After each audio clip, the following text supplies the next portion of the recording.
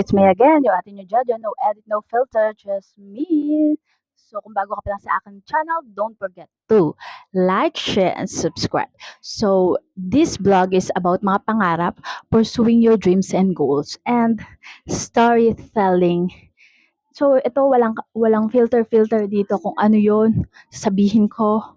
Yan, mag-share lang ako sa inyo. So, this is my um, one of my dream, Royal Caribbean, to become part of them. So, kung interested ka, stay tuned. And comment down below if interested ka. Okay? So, ayan. Share, ngayon ko lang din to i-share. So, ayan. So, ngayon kasi 2 months na akong vacation. Today is February 19. 2 months almost nung February 15, 2 months na. So, hindi pa ako bumabalik or sumasapa kasi nga gusto ko sanang i-pursue yung mga dreams ko here in the Pinas. So, ayan, nakaipon naman na ako. So, gaya nga na sinasabi ko sa inyo, pag may dreams kayo, i-pursue nyo. And then, syempre, i-consider nyo din yung mga tao sa paligid nyo. So, ayun nga, first, 2015 pa lang, gusto ko na talagang pumasok sa Royal Caribbean.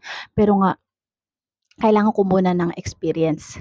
So, ayun, syempre na nag-gain muna ako ng experience, nakapasok ako sa Magsaysay, CF Sharp, ay hindi, CF Sharp, oo. Tapos, and then, sa German Shift, and then Royal Caribbean. So ayun, 'yun ang pinaka-dream ship ko, ang Royal Caribbean. So paano nga ba ginawa ko? First is nag-apply muna ako through SeaTrack. So 2015 pa 'yung SeaTrack ko, na-update ko siya by 2019 and 20. So nag-update ako doon, na-edit ko 2020. Pinagpe-pray ko talaga at talagang prayer is the key talaga. So 2020, alam niyo ba, nakausap ko yung friend ko ano yun, 2019, 2020, gano'n. Yung friend ko, sobrang negative. Ayun, alam niyo yun, na sabi niya, hindi ka makukuha dyan kasi syempre uunahin muna yung mga old crew, yung mga dati, bago ka pasampahin. Hindi ka matatanggap dyan. So, napanghinaan ako ng loob. Pero guys, napanghinaan ako ng loob. Kaya pag nagganon ako, napanghinaan ako, tumatakbo ako sa kanya. Hindi naman all the time na may kailangan lang. Nag-pray ako na, God, ganito, sabi nung isa kong kakilala, or hindi ka naman siya sobrang friend, kilala lang, ganun, na hindi daw makukuha, napaka-imposible daw. Sabi ko sa kanya, nothing is impossible with you, God. Ayun yung sabi ko sa kanya. Talaga guys, nagdasal ako ng taimtim, lumuhod talaga ako. At siyempre, naiyak talaga ako kasi napanghinaan na ako ng loob nun. Okay? Sino ba naman mapanghihinaan ng pandemic na, wala kang work, mag 1 year na. So, nag-apply ako na napaka-risky kasi noon talaga. Kasi pandemic, totoo naman yung sinabi niya. Pero hindi ako napanghinaan ng loob. Kasi alam ko nothing is impossible with God. And tutulungan niya talaga tayo sa lahat ng bagay. Alam niyo ba, after 1 week, may nag-email sa akin, nag-email yung Royal Caribbean, may Skype interview ka, ganyan, dito, from US yon, nag-email siya. So, 8 o'clock ng umaga yung Skype interview. Pero gabi sila nag-email.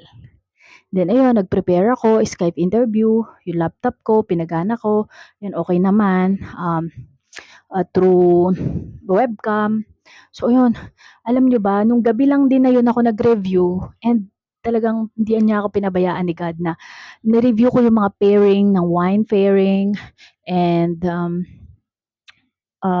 two, kind dishes, two dishes na pwedeng itanong, like Caesar salad, pesto pasta, yung mga pairings ng wines, red wines to meat, ganyan, fish to white wine, yung mga ganon. Talaga, parang talagang pinaisip sa akin ni God na, okay, kailangan mo mag-review. Ito ang reviewin mo. Alam mo yun, feel na feel ko talaga yung time na yun na, Papa Jesus is with me. He's with me. And kala nyo, kaya nyo, lahat ng mga bagay, na kayo ang nagpapalakad sa buhay nyo, hindi. Hindi nyo kaya. kung wala siya. Unorganized ang life niyo kung wala siya. Ngayon lang ko ulit talaga nakapag-share ng ganito pero gusto ko 'tong i-share sa inyo para ma-inspired kayo na nothing is impossible with God. Lagi niyong tandaan kahit may mga 10 taong nagpapahina ng loob niyo or nagsasabi ng negative, keep going. Lagi niyo isipin na kung magpapatuloy ka, one day masasampal mo yung tao na yon ng katotohanan at ng tagumpay mo. Hindi ko sinabing sasampalin mo siya. Okay? Hindi ko sinabing ganon. Ibig ko sabihin, what I'm trying to say is, makikita niya yung hagupit. Oh my God, nandun na siya. Nagawa niya. Nothing is impossible with God. Okay? Lagi niyo yung panghawakan. And ayun na nga, na-interview ako, and then in-interview ako about sa mga pairings, ganyan, sa mga experiences ko. Ayun, hire na ako. And then after kumuha ako ng PIDOS, anti-piracy, ayun kasi kulang ko. And then nagkaroon na ako ng offer letter and then nabigyan na ako ng sign-on date. 'Di ba ang bilis ng pangyayari. Pagkasama mo siya talaga walang imposible. Sabi niya hindi ako makakasampa agad, sabi nung kakilala ko, pandemic 'yun, makakasampa ka. Meron na akong sign-on date. Anong nangyari? 'Di ba nakaalis na ako? Walang imposible, okay? Huwag kayong maniniwala sa mga negative. Nakadalawang contract na ako sa kanila and honestly, dito lang talaga ako nakaipon sa RCCL. And RCCL gives me hope and I am so proud na one of RCCL baby ako. And I am thankful to God that dinala niya ako doon kung saan nakaipon ako ng money to pursue my dreams also, to do my dreams because I do want to be I don't want to stay forever in the ship. Pero thankful ako sa Royal Caribbean. Pero I want to do the business. I love doing business. I love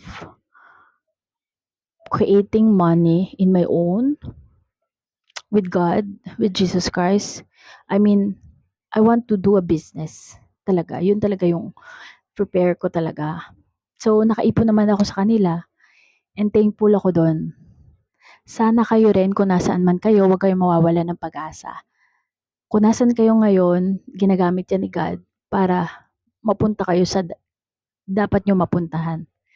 And alam nyo, nakabili nga ako ng lupa dahil din dito. Sa ipon ko sa Royal Caribbean, sa mga tips, sa tumutulong doon sa amin, sa mga tao, sa mga passengers na nagbibigay ng extra income.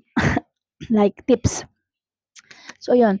Marami pa akong kwento pero marami pagdadaanan doon. Hindi naman mahirap doon kasi trolley naman doon. And then at the same time, hindi masyadong pagod yung likod mo. So, ikaw kung ano yung dreams mo, i-pursue mo lang yun. Huwag kang mag-give up. Step by step, huwag kang magmadali. Bigyan mo ng time yung sarili mo makahinga, magpahinga. Gaya ko ngayon, nagpapahinga muna ako. But I'm sharing this to all of you para ma-encourage kayo na walang imposible. Kahit pandemic, bumabagyo pa yan, o umikidlat pa. Kung gusto mo talaga, ask Him. He will guide you. He loves you. He wants the best for you. Yun lang. Shinare ko lang sa inyo kasi talagang dapat i-share yun sa mundo. And dapat maraming makarinig nito na kahit pandemic pa yan, siya yan eh. Siya yun. Siya yun. Yung sinasabi ko sa inyo, siya yun. At siya ang creator. Siya ang may-ari ng mundo. Kaya niyang bawiin lahat ng meron sa'yo at kaya niya rin ibigay lahat sa'yo. Kaya niyang harangin kahit pandemic, kahit ano pa yan. And I am glad na na-share ko yun sa inyo ngayon.